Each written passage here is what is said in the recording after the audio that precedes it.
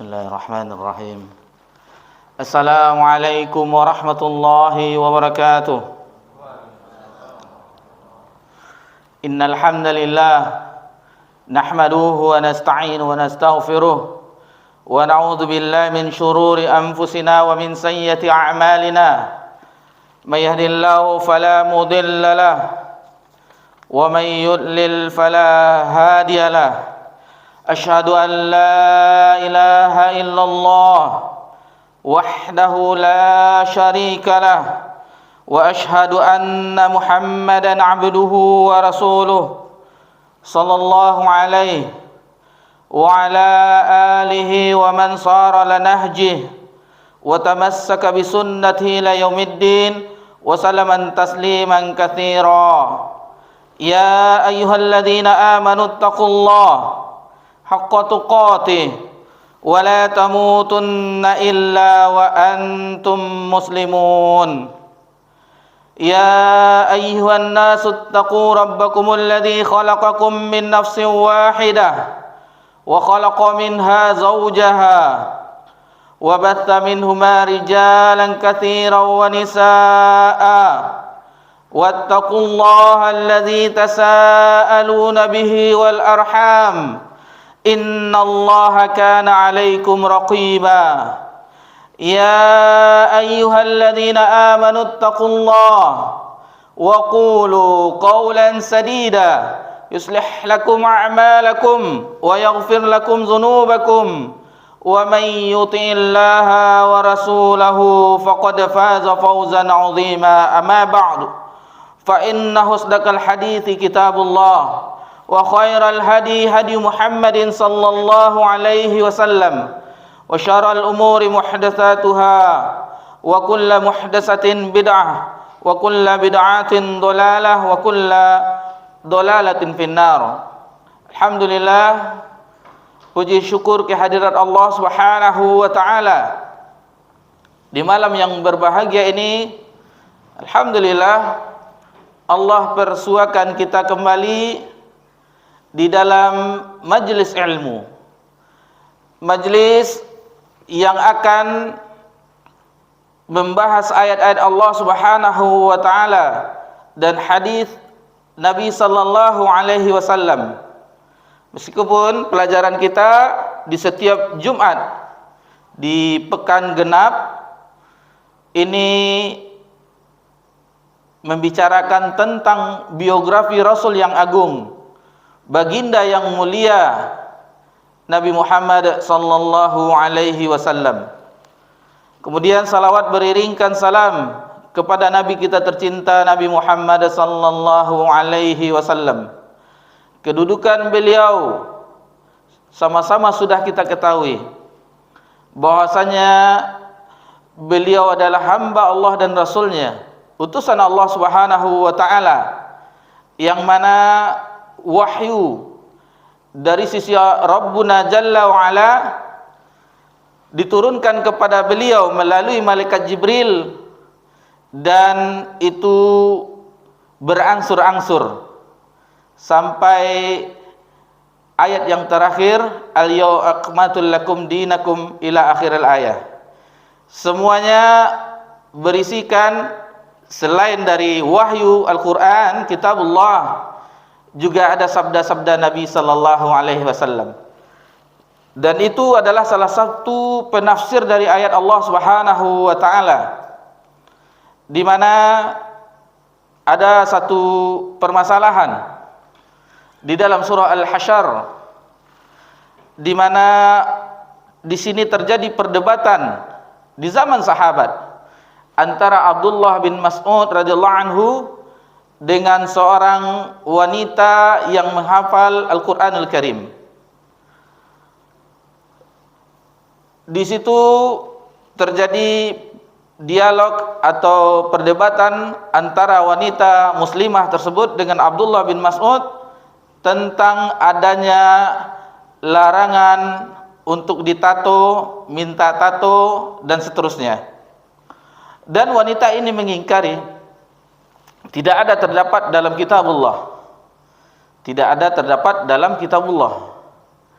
Lalu Abdullah bin Mas'ud radhiyallahu anhu membawakan firman Allah Subhanahu wa taala di dalam surat Al-Hasyr ayat yang ketujuh, yang pada penggalan wa ma atakumur rasulu fakhuzuhu wa ma nahakum anhu fantahu. Apa-apa yang telah diberikan oleh Rasul maka ambillah, dan apa yang dilarangnya maka tinggalkanlah. Lalu dijelaskan oleh Abdullah bin Mas'ud radhiyallahu anhu kepada wanita muslimah tadi bahwa ini adalah ayat ini mencakup apa yang telah dijelaskan oleh Nabi sallallahu alaihi wasallam melalui sabda-sabda beliau. Jelas apa yang wa ma atakumur rasulu fakhuzuhu, apapun yang diberikan oleh Rasul maka ambillah, wa ma nahakum anhu fantahu, dan apapun yang dilarangnya maka tinggalkanlah. Tidak bisa kita berdiri sendiri dengan Al-Qur'an Al-Karim atau dikenal dengan Al-Qur'aniyun tanpa menggabungkannya dengan hadis Nabi sallallahu alaihi wasallam. Dan di malam ini alhamdulillah dengan waktu yang sebenarnya terbatas untuk membahasnya, tetapi sebagaimana dari awalnya kita sebutkan, telah kita perbincangkan bahwasanya tidak seluruhnya akan kita jelaskan, namun poin-poin penting yang terdapat pada sisi kehidupan Nabi sallallahu alaihi wasallam yang akan bisa kita jelaskan secara ringkas dan padat insyaallah dengan izin Allah Subhanahu wa taala. Di pertemuan kita yang lalu kita telah sampai kepada nasab Nabi sallallahu alaihi wasallam, mulianya nasab Nabi sallallahu alaihi wasallam. Kita telah menyebutkan biografi dari Hashim, kemudian Abdul Muttalib, kemudian Abdullah. Alhamdulillah, itu pertemuan kita di pertemuan kita yang terakhir, yang alhamdulillah kita telah mempelajarinya bersama-sama.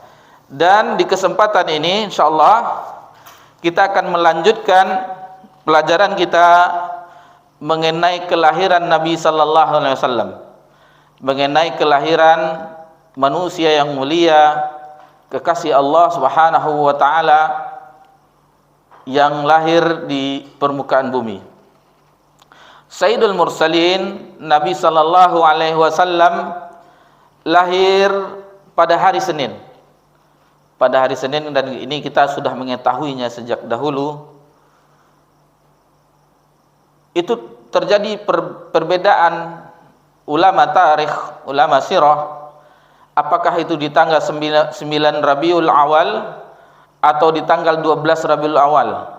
Sementara kita di negeri kita adalah kita ma'ruf dengan tanggal 12 Rabiul Awal.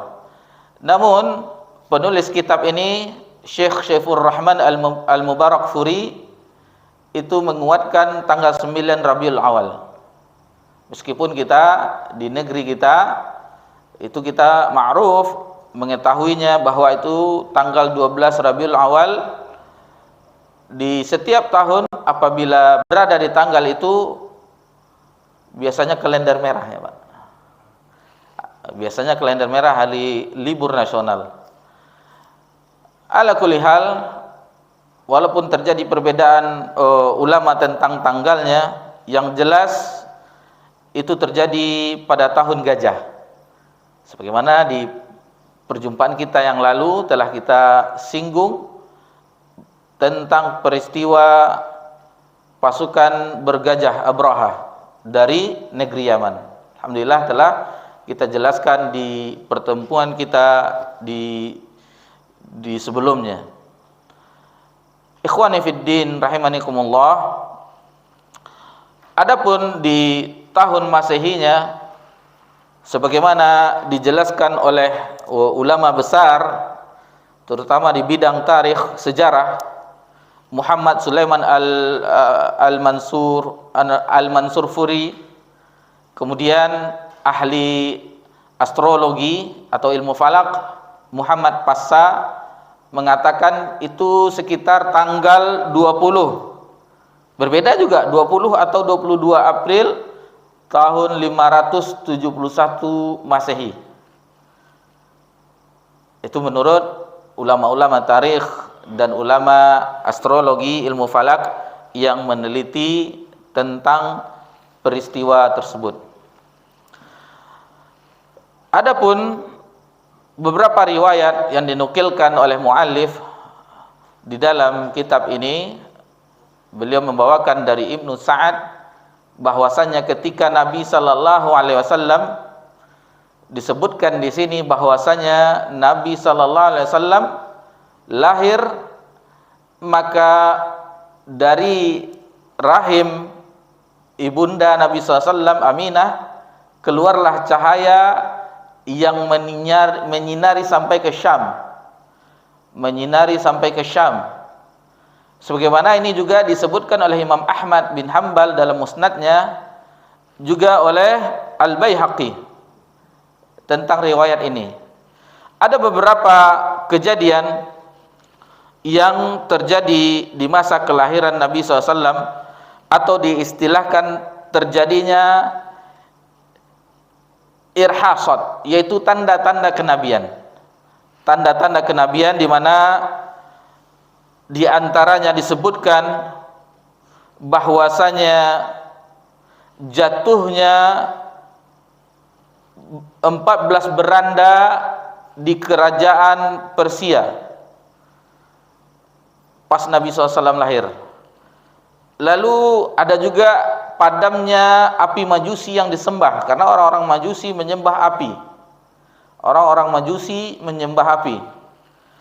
Ada juga mengatakan robohnya gereja-gereja di daerah kekuasaan Romawi. Berapa gereja yang roboh di kekuasaan Romawi. Namun meskipun ini dinukilkan oleh At-Tabari, begitu juga dengan yang ulama-ulama yang lainnya, namun sanadnya diperselisihkan, tidak valid, tidak sahih. Ini sekedar pengetahuan kita. Sebagaimana pernah kita baca juga di Sifatus Sofwah kejadian ketika ayahanda Nabi SAW Abdullah pergi berjalan di luar, maka dijumpailah oleh seorang yang ketika itu mengetahui tentang tanda-tanda kenabian. Ada sebuah semacam cahaya yang terlihat pada tubuhnya Abdullah. Lalu yang wanita tadi mengajak Abdullah, mohon maaf, berhubungan badan dengannya sampai mau dibayar berapapun. Lalu dengan cemasnya Abdullah lari-lari ke rumah mendatangi istrinya Aminah. Lalu setelah itu kembali lagi, maka yang wanita tadi yang menawarkan tadi tidak jadi. Lalu ditanya oleh Abdullah, kenapa tadi engkau sampai mau membayar mahal segala macam? Karena tadi saya melihat cahaya kenabian ada padamu. Namun setelah kamu kembali tidak ada lagi. Apa yang telah kamu lakukan? Lalu disebutkannya bahwa Abdullah telah mendatangi istrinya. Jadi tidak ada lagi tanda kenabian. Sementara saya mau membayar mahal, kata wanita tadi, ingin saya dari rahim saya lahir seorang nabi yang sebagaimana diketahuinya dari ilmunya. Kisah tadi setelah kita lihat di footnote-nya, catatan kakinya, diperselisihkan sanadnya. Jadi banyak kisah-kisah tentang kenabian, tentang yang kita istilahkan tadi tanda-tanda kenabian, irhasat, itu banyak sanadnya diperselisihkan oleh ulama, tidak valid istilahnya, tidak sahih, tidak sah, masih diperbincangkan oleh ulama. Namun sekedar pengetahuan kita saja, masih banyak kisah-kisah seperti itu yang kita jumpai, namun mungkin itu tidak terlalu penting kita bahas panjang lebar. Ikhwani fiddin rahimanikumullah. Kemudian ketika lahir baginda yang mulia Sayyidina al-Mursalin, lahirlah ke dunia, maka dikabarkan disuruh utusan untuk memberitahu berita gembira ini kepada kakek beliau, Abdul Muthalib. Mendengar kabar itu sambil berlari dengan rasa sukacita bergembira seorang kakek yang kelahiran cucunya, ditambah lagi anaknya Abdullah, ayah dari si cucu ini telah wafat juga. Maka bergegas dengan sedikit berlari dengan rasa gembira, maka diambilnya pas sampai di rumah, diambilnya cucunya ini, dibawanya ke Ka'bah. Dibawanya ke Ka'bah seraya berdoa di depan Ka'bah. Sebagaimana kita telah mengetahui di pelajaran kita di pekan-pekan yang lalunya, di pelajaran sebelumnya, bahwasanya orang-orang Arab jahiliyah masih mengenal Allah Subhanahu wa taala. Akan tetapi dalam segi rububiyah, maksudnya mereka mengenal Allah Subhanahu wa taala, bahwa Allah yang telah mencipta, Allah telah mengatur alam semesta, memberi rezeki, menurunkan hujan dan segala macam yang menghidupkan dan mematikan, tetapi mereka menyimpang di dalam uluhiyah, di dalam penyembahan. Selain berdoa kepada Allah Subhanahu wa taala, juga berdoa kepada berhala-berhala yang ada. Jadi itu keadaan orang-orang ketika itu. Masyaallah muslimin rahimanirakumullah. Lalu diumumkanlah namanya, yaitu dengan nama Muhammad. Muhammad sallallahu alaihi wasallam, itulah yang diberi nama oleh Abdul Muthalib. Itu nama yang tidak ma'ruf di kalangan orang Arab ketika itu. Nama yang langka. Nama yang langka. Seperti nama kita, pernah waktu safar berkenalan dengan teman-teman ustadz kita. Alhamdulillah ketika itu sempat safar dengan guru-guru kita, ustadz-ustadz. Lalu berjumpa dengan teman-temannya waktu itu di Mekah, alhamdulillah. Dan temannya ini Abdul Rahman dari Jeddah. Lalu kami berjanjian untuk makan malam. Jadi makan malam orang Arab itu betul-betul malam. Jam 10 malam waktu itu baru berjumpa, cari restoran, mat'am, tempat makan, restoran bahasa kita. Lalu ditanya nama kita, heran yang orang Arab tadi, Abdul Rahman, rahmat silaturahim. Karena tidak ma'ruf, tidak ada orang Arab memberikan nama anak laki-lakinya seperti itu. Biasanya orang Arab seperti Abdullah, Abdul Razak dan yang lain-lainnya. Dan sekarang di zaman ini ada yang nama populer juga, Badar. Ada nama Badar. Populer juga di zaman ini, orang-orang Arab memberi namanya. Dan orang Arab itu cuma satu suku kata memberi nama anak-anaknya, satu kata, misalnya Aisyah, lalu dinisbahkan ke ayahnya binti fulan, atau nama-nama Sofiyah binti fulan, atau nama-nama Abdurrahman bin fulan. Kalau nama-nama orang Indonesia banyak itu, Muhammad, ada nama Akbar dan segala macamnya banyak. Muhammad Iqbal Putra, ada 3 suku kata. Itu biasanya orang-orang Indonesia memberikan namanya. Adapun orang-orang Arab satu nama, tapi bin-binnya biasanya mereka pakai untuk nama mereka, sampai minimal sampai kakek mereka atau sampai ayah mereka. Masyaallah muslimin rahimakumullah, itu sedikit tentang nama Nabi SAW. Dan sebelum kita melanjutkan ke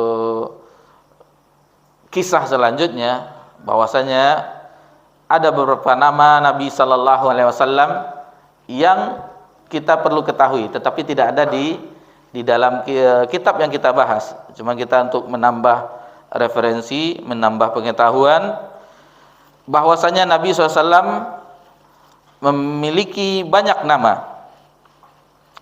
Nabi SAW memiliki banyak nama, sebagaimana disebutkan oleh orang-orang Arab, kasratul asma tadullu ala syarfil musamma, yaitu banyaknya nama itu menandakan mulianya seseorang tersebut. seperti Rabbuna Jalla wa Ala memiliki nama-nama yang maha indah, Asmaul Husna. Asmaul Husna. Al-Quran juga memiliki beberapa nama, Al-Quran, Kitabullah, dan segala macamnya. Begitu juga dengan surah Al-Fatihah juga memiliki beberapa nama, seperti Ummul Kitab, Al-Fatihah, dan yang lain-lainnya. Itu menandakan keagungan yang memiliki nama. Seperti Nabi SAW memiliki beberapa nama yang kalau diteliti, kalau kita meneliti lebih dalam, dikumpulkan oleh para ulama itu banyak, puluhan bahkan ratusan. Namun untuk sekedar pengetahuan, menambah pengetahuan kita tentang nama Nabi SAW yang terdapat dalam Al-Quranul Karim dan terdapat dalam hadis-hadis Nabi SAW. Yang pertama, nama yang kita kenal yaitu Muhammad sallallahu alaihi wasallam. Itu terdapat dalam surah Ali Imran. Dalam surah Ali Imran ayat 144.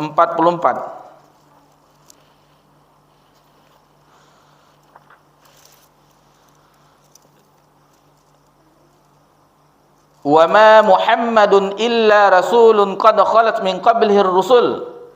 Dan tidaklah Muhammad itu kecuali seorang rasul, sungguh telah berlalu rasul-rasul sebelumnya.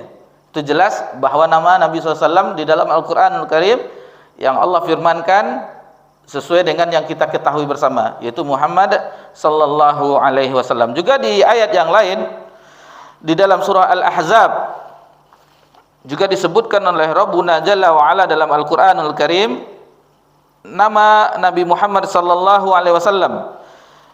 Ayat 40. Ayat 40. Maka Muhammadun aba ahadin min rijalikum walakin Rasulullah khataman nabiyyin. Dan adalah Nabi Muhammad SAW itu bukanlah seorang bapak dari seorang laki-laki darimu, walakin Rasulullah wa khataman nabiyyin.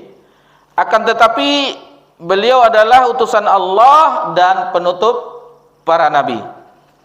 Itu diantara ayat-ayat yang menjelaskan nama Nabi Muhammad sallallahu alaihi wasallam di dalam Al-Qur'anul Karim. Juga terdapat dalam surah Muhammad ada nama surah Muhammad, surat Muhammad. Di ayat yang kedua, walladzina amanu wa amilus solihati wa amanu bima nuzzila ala Muhammad. Nah, itu langsung disebutkan nama Nabi Muhammad SAW, yaitu orang-orang yang beriman dan beramal soleh, wa amanu bima nuzzila ala Muhammad, dan mereka beriman terhadap apa yang diturunkan kepada Muhammad, wa huwal haqqu mir rabbihim, bahwasanya itu hak dari Rabb mereka, kaffara anhum sayiatihim wa aslaha balahum, maka akan dihapuskan kesalahan-kesalahan mereka dan akan diperbaiki amalan-amalan mereka. Itu yang langsung surah Muhammad. Untuk penambahan pengetahuan juga, nama lainnya surah Qital, peperangan. Sebagaimana surah Al-Isra itu ada nama lainnya, surah Bani Israel.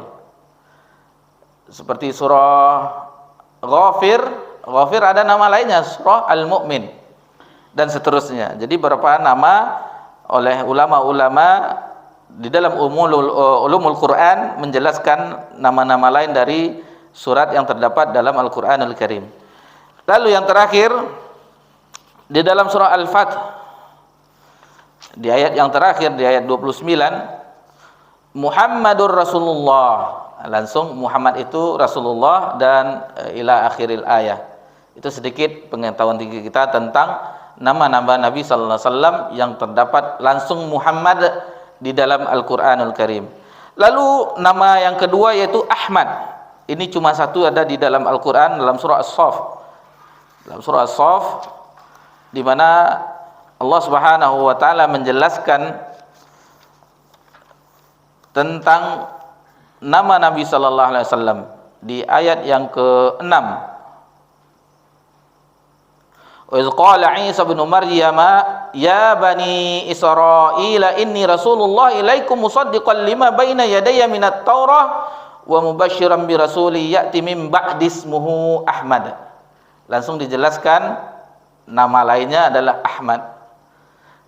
Nama lainnya adalah Ahmad, itu telah dijelaskan di dalam kitab-kitab sebelumnya dan telah diberitahukan kepada Bani Israel bahwa setelah itu datang nama seorang nabi yang bernama Ahmad. Beberapa tahun dan kita mengetahui ada yang mengaku nabi, itu Ahmadiyah, Mirza Ghulam Ahmad, karena berpatokan dengan ayat ini Ahmad, nama saya Mirza Ghulam Ahmad, berarti nabi yang terakhir yang mengaku nabi. Dan sesuai dengan sabda Nabi SAW, sadaqa Rasulullah SAW, bahwasanya ada orang yang berdusta yang mengaku nabi itu sebanyak 30, dan salah satunya Mirza Ghulam Ahmad, dan di akhir ayatnya dia wafat dalam keadaan yang sangat menghinakan, dalam keadaan yang terhina. Taib. Itu tentang nama Muhammad. Ada lagi nama yang lainnya, yaitu Al-Mahi, Al-Ashir, dan Al-Aqib. Sebagaimana diriwayatkan oleh Imam Bukhari dan Imam Muslim, innali asma'an, istilahnya sesungguhnya aku memiliki nama-nama, kata Nabi SAW, anna Muhammad, yang kita ketahui, anna Ahmad, wa anna Al-Mahi allazi yamhullahu bil kufr. Al-Mahi itu yaitu dengan Nabi SAW, dengannya dihilangkanlah kekufuran, dengan diutusnya Nabi SAW. Wa anal hashir, lalu Nabi namanya Al-Hashir, alladzi yuhsyarun nasu ala qadami, yaitu dengannya seluruh manusia itu berada di bawah pengawasan Nabi SAW. Wa anal aqib, dan aku adalah aqib, alladzi laisa ba'dahu ahada. Jadi Nabi adalah penutup nabi, tidak ada nabi seorang pun setelahku. Adapun nama-nama yang lainnya, yaitu Al-Muqaffi, Nabiur Rahmah, Nabiut Taubah. Jadi itu nama-nama yang lainnya kita tidak jelaskan secara perinci. Ada lagi namanya Al-Mutawakkil. Ini terdapat dalam hadis Nabi SAW, sabda Nabi SAW, nama-nama Nabi SAW, yaitu Al-Mutawakkil yang tidak keras dan tidak pula kasar. Nabiur Rahmah, Nabiut Taubah kita mengetahui, Nabi yang memiliki kasih sayang. Nabi taubah, dengannya Nabi SAW membuka pintu taubat dan mengajarkan umatnya bertobat kepada Allah Subhanahu wa taala. Dan Nabi SAW adalah orang yang setiap harinya bertobat, beristighfar kepada Allah, mohon ampun kepada Allah Subhanahu wa taala. Di riwayat yang lain 70 kali. Adapun di riwayat yang lainnya mengatakan 100 kali sehari memohon ampun kepada Allah Subhanahu wa taala. Adapun mutawakkil, yaitu tidak keras dan tidak pula kasar. Jadi Nabi SAW tidak keras, tidak pula kasar. Lalu Allah Subhanahu wa taala tidak mencabut nyawa Nabi SAW sebelum disempurnakannya agama ini, sebelum diluruskannya yang dahulu pernah bengkok. Karena dahulunya orang-orang yang berada di Mekah itu hanif, mengikuti milah Ibrahim, hanifah muslimah wa makana minal musyrikin. Awalnya mereka hanif, lalu datanglah generasi berikutnya, dan yang pertama sebagaimana kita jelaskan di pertemuan kita sebelumnya, Amr bin Luhai yang pergi berdagang ke Syam, melihat orang-orang menyembah berhala, sekembalinya ke Mekah lalu dibuatlah berhala-berhala, dan itulah cikal bakal orang-orang Mekah menyembah berhala. Sehingga akhirnya dengan dakwah Nabi SAW, dengan embanan risalah Nabi SAW, akhirnya yang dahulu bengkok menjadi lurus lagi dengan mengucapkan la ilaha illallah, ditegakkannya kalimatul tauhid, kalimatul ikhlas, yaitu la ilaha illallah. Ini ikhwan semuanya telah belajar tauhid di sini, alhamdulillah, dengan Ustadz Rahmat juga namanya, alhamdulillah. Lalu yang keenam, ini kunyah Nabi SAW, Abul Qasim, kita mengetahuinya Abul Qasim. Ada larangan ada riwayat yang menjelaskan samu bi ismi, berilah nama dengan namaku, wala takunnu bi kunyati, tetapi jangan memberi kunyah dengan kunyahku. Jadi larangan kita tidak boleh kita kunyah kita Abul Qasim, karena ada larangannya dalam fa inni ana Abul Qasim. Jadi Abul Qasim, kunyah Abul Qasim itu khusus untuk Nabi sallallahu alaihi wasallam. Karena anak Nabi SAW ada namanya Qasim. Untuk laki-laki ada 2 orang dari Khadijah radhiyallahu anha, satu lagi Abdullah. Adapun yang perempuan Ruqayyah, kemudian Zainab, kemudian Ummul Kulsum dan Fatimah. Adapun anak putra Nabi SAW yang lain dari seorang budak Maria Al-Qibtiyah, itu namanya Ibrahim. Dan seluruh anak laki-laki Nabi SAW itu wafat ketika masih kecil. Kita azan dulu, insyaallah setelah azan kita lanjutkan. Fadhal.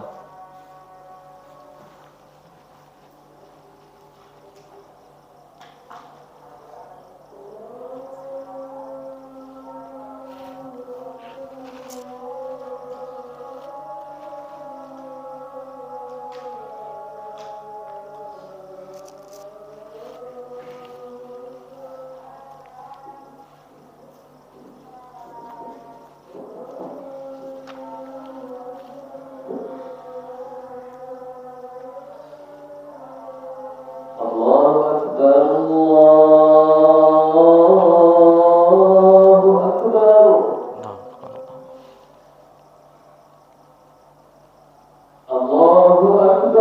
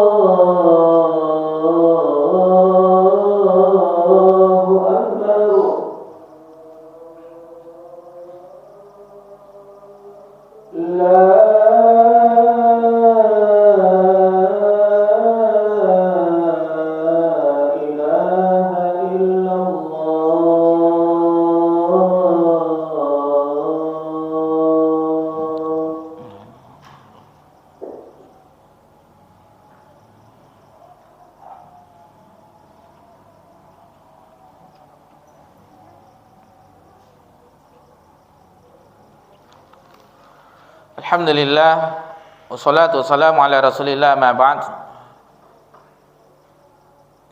Kita lanjutkan pelajaran kita bahwasanya Nabi SAW juga memiliki nama yang menunjukkan, yang menjelaskan sifatnya, sifat Nabi SAW. Ini terdapat dalam surah Al-Ahzab ayat 45 sampai ayat 46, bahwasanya Nabi SAW mengenai sifat beliau dijelaskan oleh Allah Subhanahu wa taala ayat 45 46 dalam surah Al-Ahzab. Ya ayyuhan nabi, wahai nabi, inna arsalnaka syahida, sesungguhnya kami mengutus engkau syahida, sebagai saksi, syahidan wa mubasysyira, sebagai pembawa kabar gembira, mubasyir, wa nadhira, sebagai pembawa peringatan, memberi peringatan. Nadhir, memberi peringatan. Wa da'iyan ilallah, seorang dai yang mengajak kepada Allah. Dai juga sifat Nabi SAW, namanya biidznih, dengan izinnya. Wa sirajam munira, dan sebagai penerang, sebagai penerang, cahaya. Itu mengenai sifat Nabi SAW di dalam Al-Quranul Karim. Di ayat yang lain yang tadi telah kita singgung juga, yaitu khatamun nabiin, itu terdapat dalam surah Al-Ahzab ayat 40, makana Muhammadun aba ahadim minar rijalikum walakin Rasulullah wa khataman nabiyyin. Nah, itu dalam surah Al-Ahzab ayat 40.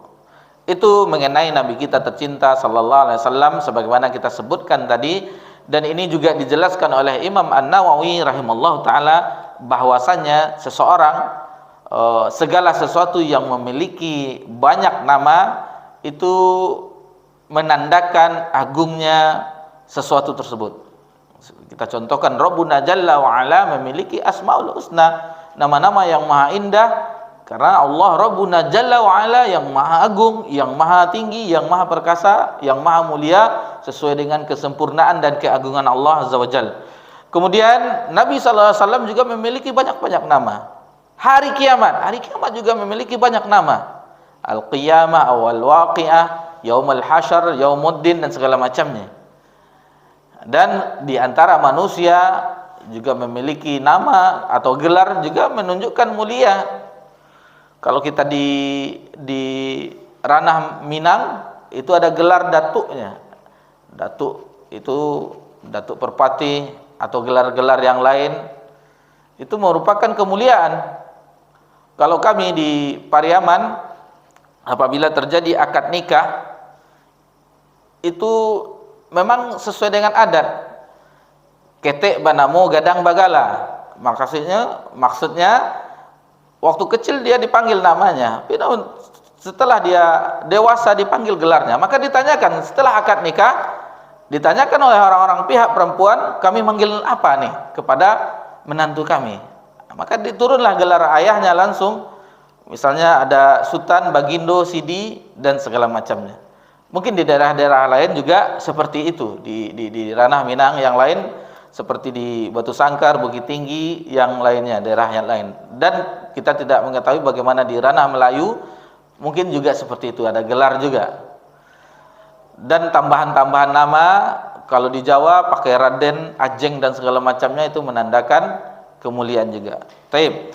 Itu sekedar pengetahuan kita tentang nama-nama Nabi sallallahu alaihi wasallam, sifat-sifat Nabi sallallahu alaihi wasallam yang Allah jelaskan di firman-Nya di Al-Qur'anul Karim, begitu juga dijelaskan oleh Nabi SAW di dalam hadis-hadisnya. Taib. Kemudian wanita yang pertama, jadi di umur 7 hari Nabi SAW sudah dikhitan, sebagaimana kebiasaan orang Arab, umur 7 hari. Sementara kita di sini setelah kelas 4 SD atau 5 SD. Kalau di orang Arab itu kebiasaannya, ustadz-ustadz kita ketika mereka melanjutkan studi mereka di jamiah, itu karena tidak biasa, karena mereka biasanya khitan atau sunat bahasa kita basunai, itu di kelas 4 SD, kelas 5 atau kelas 6. Sementara waktu itu mereka, alhamdulillah, lahir bayi mereka umur 7 hari disarankan untuk khitan. Kaget karena tidak biasa. Dan kalau di daerah Sunda itu pun umur kecil juga, 3 tahun, setahun itu juga dikhitan. Cuman kenapa di daerah kita agak lambat dikhitannya itu mungkin kebiasaan kita di sini, umur sekian laki-lakinya dikhitan.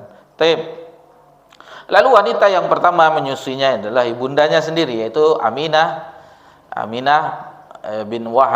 binti Wahab, itu yang pertama menyusuinya. Kemudian disusukan juga oleh Suwaibah adalah seorang budak wanita milik dari Abu Lahab, yaitu paman Nabi SAW sendiri, beradik kakak dengan Abdullah, ayah Nabi SAW. Dan kita mengetahui ayat bagaimana menceritakan tentang tabat yada Abi Lahab wa tab, tentang Abu Lahab. Padahal ayat itulah kabar dari Allah Subhanahu wa taala yang mengenai celakanya Abu Lahab dan istrinya, tetapi tidak bisa beriman. Sudah dicap karena kelakuannya, perangainya menghalangi dakwah Nabi sallallahu alaihi wasallam. Bayangkan sabarnya Nabi sallallahu alaihi wasallam di dalam berdakwah. Ketika Nabi SAW nanti insyaallah nanti kita melewati juga, cuman kita singgung. Nabi SAW mendatangi kabilah-kabilah yang datang dari berbagai penjuru untuk haji dan umrah. Lalu Nabi mendakwahkan Islam, datanglah pamannya ini. Jangan ikuti, jangan itu. Nabi tidak marah, Nabi pindah lagi. Tidak membentaknya. Bagaimana Nabi berdakwah dengan hikmah. Bagaimana dengan menggunakan kekerasan. Kalau kita seperti itu mungkin terjadi baku hantam, tinju melayang, walaupun paman sendiri dengan kejadian seperti itu. Cuma Nabi SAW meninggalkannya, lalu pindah ke yang lain. Dan pamannya Abu Lahab juga mengikuti. Jangan ikuti, dia satu tukang sihir, dia ini segala macamnya. Dijelek-jelekkan kemenakannya sendiri. Jadi awalnya seperti itu. Lalu yang disusuinya juga Masruh juga disusukan oleh Suwaibah. Lalu sebelumnya pamannya sendiri Hamzah bin Abdul Muthalib juga disusukan oleh Suwaibah.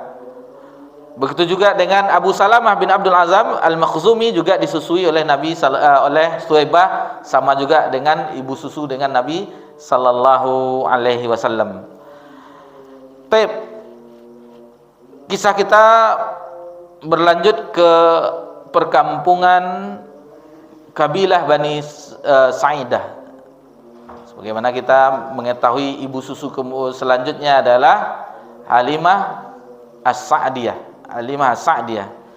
Kita ringkas kisahnya, bahwasanya tradisi orang-orang Arab dahulu yaitu mencari ibu susu bayi itu untuk disusukan ke daerah perkampungan pedalaman Badui, karena mereka khawatir dengan kondisi kesehatan bayi mereka di kota. Mekah ketika itu kota, tempat persinggahan orang-orang yang dari Yaman menuju Syam, begitu juga dari Syam menuju Yaman singgah ke Mekah.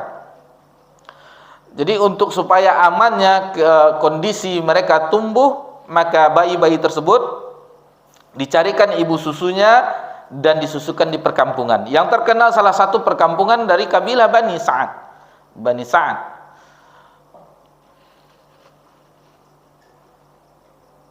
Jadi kebiasaan orang-orang tersebut, dan ini masanya masa penceklik yang kering. Begitu juga dengan tumbuh-tumbuhan mereka tidak menghasilkan susu-susu perahan dari hewan ternak mereka. Akhirnya orang-orang dari kabilah Bani Sa'ad menuju ke Mekah untuk mencari penghasilan. Karena dengan menyusukan bayi-bayi itu akan mendapatkan penghasilan, mendapatkan upah. Lalu berangkatlah mereka berombongan. Salah satu dari rombongannya itu yaitu ibu susu Nabi SAW, Halimah binti Abu Dhuaib, yang kita kenal dengan Halimah Asy-Sya'diyah, bersama suaminya yang bernama Al-Harits bin Abdul Uzza, yang berjulukan Abu Kabsyah, yang berasal dari kabilah yang sama, yaitu kabilah Bani Sa'ad. Yang menjadi saudara persusuan Nabi SAW banyak, diantaranya Abdullah bin Haris, Anisah binti Al-Haris, Udzaifah, dan Juzamah binti Al-Haris. Jadi Juzamah ini yang terkenal dengan nama yang lainnya, julukannya, yaitu Syaimah. Dan kita jumpai anak ikhwan kita ada namanya Syaimah, anak mereka ini dari nama julukan dari Juzamah binti Al-Haris. Dan mereka semua itu anak-anak Haris adalah saudara persusuan dari Nabi SAW. Begitu juga dengan Abu Salamah, Masruh, dan yang lainnya. Ini orang-orang itu sengaja membuat ini karena nanti kalau kita belajar fikih ada hukum tersendirinya, saudara sepersusuan. Saudara sepersusuan. Taib. Ketika itu maka datanglah keberkahan bagi keluarga Halimah Asy-Sya'diyah. Ini sebagaimana dituturkan sendiri, bagaimana mereka menceritakan bahwasanya mereka berangkat dengan kendaraan yang seadanya. Ketika itu hanya memiliki 2 kendaraan. Yang pertama keledai, 1 ekor keledai yang berwarna putih dan betina lagi. Kemudian onta yang telah tua. Keadaan hewan tunggangan yang sudah tua, dan ya sebagaimana kita ketahui, kalau kita di zaman sekarang motor sudah butut, kan sering mogok-mogok. Begitu juga lah kendaraan yang dipakai oleh Halimah dan suaminya. Dan ketika itu mereka membawa bayi juga, menangis karena air susu Halimah tidak ada asupan makanan gizi yang masuk, dan istirahat malam mereka tidak bisa tidur karena tangisan dari bayi mereka. Dan dalam perjalanan mereka pun sering tertinggal. Kendaraan yang mereka pakai, tunggangan yang mereka pakai berjalan dengan lambat, dan itu walaupun sudah dipecut-pecut, namun kondisi yang seperti itu sering mereka tertinggal, sehingga para rombongan juga menunggunya. Akhirnya rombongan dari Bani Sa'ad sampai ke Mekah, ke kota Mekah. Lalu bertebaranlah mereka untuk mencari bayi-bayi yang akan disusukan. Mereka mencarinya. Alhamdulillah sebagian mereka, bahkan seluruhnya, mendapatkan bayi yang akan disusukan, akan dibawa ke kabilah mereka, ke perkampungan mereka, kecuali Halimah yang tidak mendapatkan. Adapun bayi, maksudnya Nabi SAW, tidak ada seorang pun yang ingin mengambilnya, karena mereka mengetahui yatim.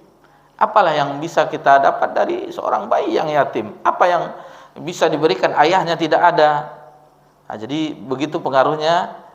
Ketika mereka ingin meninggalkan kota mereka, rombongan tadi mau kembali ke Bani Sa'ad, maka Halimah terbesit hatinya. Lalu dia katakan kepada suaminya, bagaimana kita ambil saja bayi yang yatim tadi. Akhirnya terserah mana yang bagus saja, kata suaminya, memberi saran. Lalu kembalilah, maka mereka mendatangi rumah Nabi SAW, yaitu rumah Aminah, ibunya. Lalu diterimalah agar Nabi SAW dibawanya ke perkampungannya untuk disusukan dan dirawat. Di dalam perjalanan sudah nampak tanda-tanda keberkahan Nabi SAW dengan keluarga tersebut. Yang pertama, keberkahan yang disebutkan oleh Halimah Sa'diyah sendiri, yaitu penuhnya bisa menetekkan bayinya. Nabi SAW pertama disusukan, begitu juga dengan bayi yang dibawanya sampai kenyang. Lalu onta yang tadi tidak menghasilkan susu, dilihat bisa diperah susunya sampai mereka berdua kenyang. Dan ketika malam mereka istirahat, kata Halimah, belum pernah saya merasakan seindah ini istirahat. Karena sebelumnya mereka pergi dengan bayi mereka menangis, kelaparan, haus dan segala macam. Dan ini bayi, yaitu Nabi SAW ketika bayi dan bayinya sendiri terlelap tidur karena sudah kenyang disusukan. Dan Halimah dan suaminya pun sudah kenyang juga dengan minum susu onta. Dan inilah malam terindah kami di dalam perjalanan ini karena nikmatnya istirahat kami. Nikmatnya istirahatnya. Akhirnya mereka pun sampai ke perkampungan mereka, dan itu pun banyak didapatkan keberkahan-keberkahan dari Nabi sallallahu alaihi wasallam. Di antaranya bahwasanya banyaknya hewan ternak mereka menjadi banyak, begitu juga dengan susunya, padahal yang lain tidak. Peternak-peternak yang lain tidak mendapatkan hasil sebagaimana mereka, dan begitu juga yang lain-lainnya. Dan ini yang disebutkan, lalu mereka berbisik, inilah keberkahan bayi yang kita bawa ini. Dan mereka merasakan keberkahan Nabi SAW hadir di keluarga mereka. Lalu kebiasaan itu ketika bayi sampai berumur 2 tahun. Setelah 2 tahun maka bayi tersebut dipulangkan kembali ke orang tuanya. Namun dengan keuntungan karena keberkahan dari Nabi SAW, mereka ingin menahan Nabi SAW agar dirawat lebih lagi, ditambah lagi. Mereka menuju ke Mekah, lalu dibujuklah Aminah, ibunda Nabi SAW, agar mereka merawat dengan mengatakan bahwa kondisi di kota tidak bagus, udaranya banyak terkontaminasi segala macamnya, biarlah bayi ini Muhammad SAW kami yang merawatnya untuk sementara. Akhirnya diizinkan. Namun ada peristiwa yang terjadi, yang akhirnya ketika itu Nabi SAW berumur sekitar 4 tahun, yaitu terjadinya peristiwa pembelahan dada Nabi SAW ketika bermain dengan anak-anak yang lainnya. Dan kondisi Nabi SAW tumbuh berbeda dengan bayi-bayi anak-anak yang lainnya. Nabi SAW memiliki fisik yang lumayan cepat pertumbuhannya, yang kuat dan segala macamnya, berbeda dengan anak-anak yang lainnya.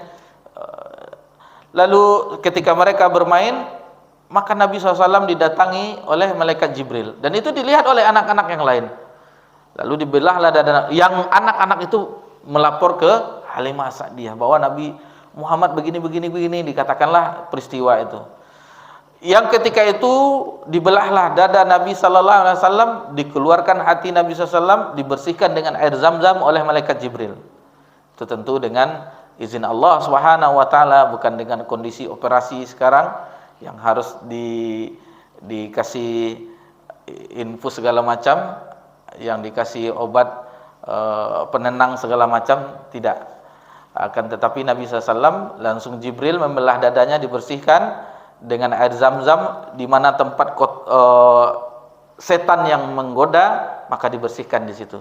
Sehingga dari kecil Nabi SAW telah dibersihkan dari sifat-sifat keburukan yang setan masuk ke dalam tempat itu untuk menggoda anak cucu Adam. Itu terjadi peristiwa pembelahan dada itu yang pertama ketika Nabi berusia 4 tahun, kemudian ketika Isra Mi'raj. Nanti insyaallah kita lewati, insyaallah biiznillah.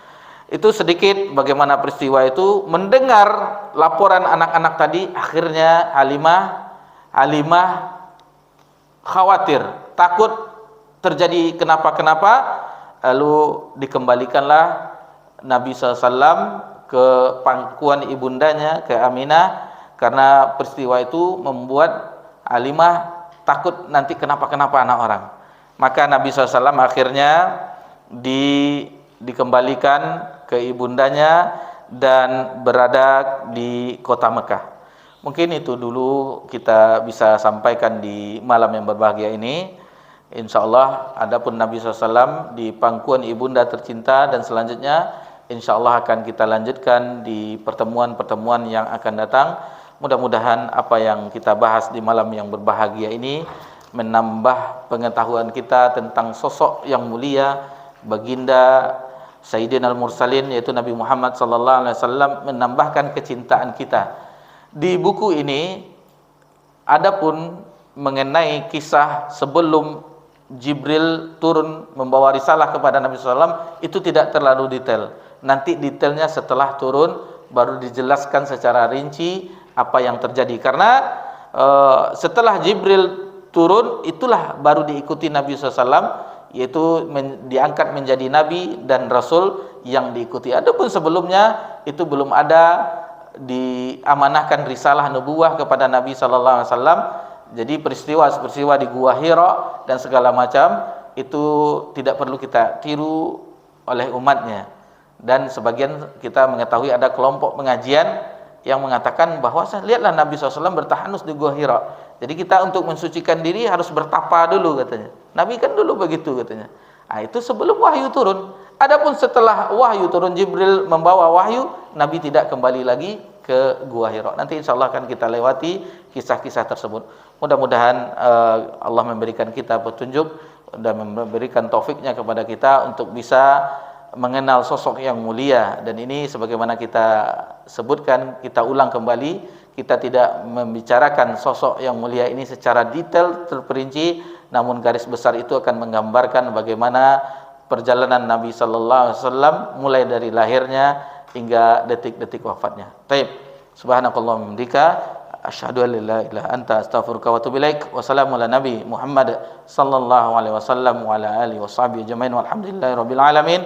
Wassalamualaikum warahmatullahi wabarakatuh.